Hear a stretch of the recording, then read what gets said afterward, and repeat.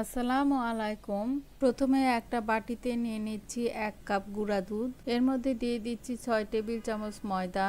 আটা দিলে হবে না, ময়দাই দিতে হবে। দিচ্ছি 1 চা চামচ চিনি, 1 চা চামচ বেকিং পাউডার, 1 চা চামচ ঘি। এবার সবগুলো উপকরণ খুব ভালোভাবে মিশিয়ে নিচ্ছি। আমি এখানে একটা ডিম নিয়েছি, এই ডিমটা পুরোটা লাগবে না। প্রথমে ডিমটা খুব ভালোভাবে গুলিয়ে নিচ্ছি। ডিম দিয়ে দিচ্ছি 2 টেবিল চামচ। ডিমের সাথে গুঁড়া দুধ খুব ভালোভাবে মিশিয়ে নিচ্ছি। এবার 1/4 কাপ লিকুইড দুধ দিয়ে খুব ভালোভাবে মাখিয়ে নিতে হবে।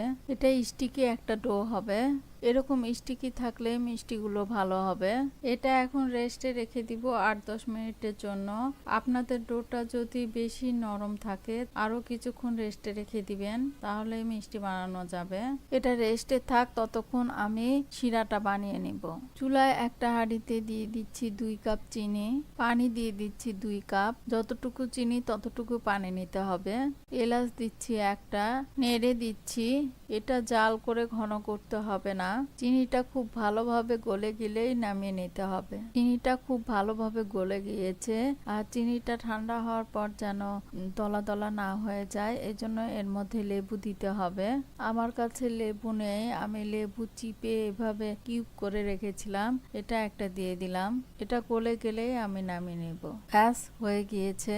এখন হাঁড়িটা আমি চুলা থেকে নামিয়ে ঢেকে রাখবো। এদিকে মিষ্টির ডোটাও সেট হয়ে গিয়েছে। আমি হাতে খুব ভালোভাবে ঘি মাখিয়ে নিয়েছি। ছোট ছোট মিষ্টি বানাবো, তাই কিছুটা ডো নিয়ে এভাবে প্রথমে লম্বা করে নিব, তারপরে ছোট ছোট করে কেটে নিব। তাহলে মিষ্টিগুলো সব এক সমান হবে আর বানানো অনেক সুবিধা হবে। অর্ধেক বানানো হয়েছে, এখন আমি এটা ভেজে নিব, তারপরে বাকি অর্ধেকটা আবার বানাবো। চুলায় একটা হাঁড়িতে তেল দিয়ে নিচ্ছি। তেলটা এমন ভাবে দিতে হবে যেন মিষ্টিগুলো ডুবে থাকতে পারে। আমি চুলাটা এখনো জ্বালাইনি। তেল দেওয়ার পর এখন চুলাটা জ্বালিয়ে দিব। তেল যখন হালকা গরম হবে তখন মিষ্টিগুলো এর মধ্যে দিয়ে দিতে হবে। একটা আঙ্গুল যেন তেলের মধ্যে দেওয়া যায় এরকম গরম হতে হবে। বেশি গরম হলে কিন্তু মিষ্টিগুলো আগেই লাল হয়ে যাবে, ভিতরে হবে না। এখন একটা একটা করে মিষ্টি ছেড়ে দিচ্ছি তেলের মধ্যে। সবগুলো মিষ্টি দেওয়ার পর ভেজে নিতে হবে। কাঠি দিয়ে একটু নেড়ে দিচ্ছি। কিছুক্ষণের মধ্যে সবগুলো মিষ্টি তেলের উপরে ভেসে উঠবে।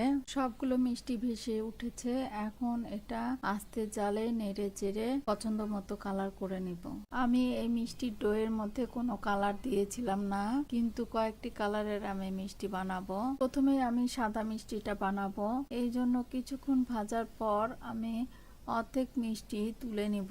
তুলে নেওয়ার পর সরাসরি মিষ্টিগুলো শিরার মধ্যে দিয়ে দিব। এবার ঢেকে দিব। বাকি মিষ্টিগুলো আমি আর একটু কালার করে ভেজে নিব। আসলে মিষ্টি ভাজার সময় একটু পর পর রং চেঞ্জ হয়। এভাবে কিছুক্ষণ পর পর তুলে নিলে বিভিন্ন কালারের মিষ্টি হয়ে যায়।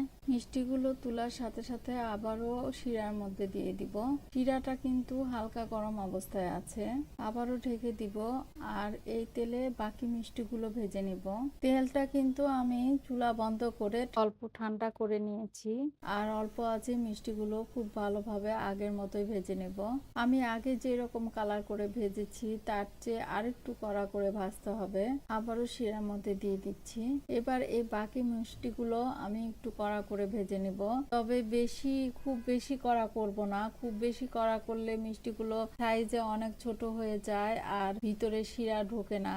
বাকি মিষ্টিগুলো ভাজার পর আবারও শিরার মধ্যে দিয়ে দিচ্ছি, আর আগের মিষ্টিগুলো সরিয়ে পরের মিষ্টিগুলো শিরার মধ্যে দিয়ে দিচ্ছি। দেখেন আগের মিষ্টিগুলো ফুলে কত বড় হয়ে গিয়েছে, আর পরের মিষ্টিগুলো ছোট ছোট হয়ে আছে।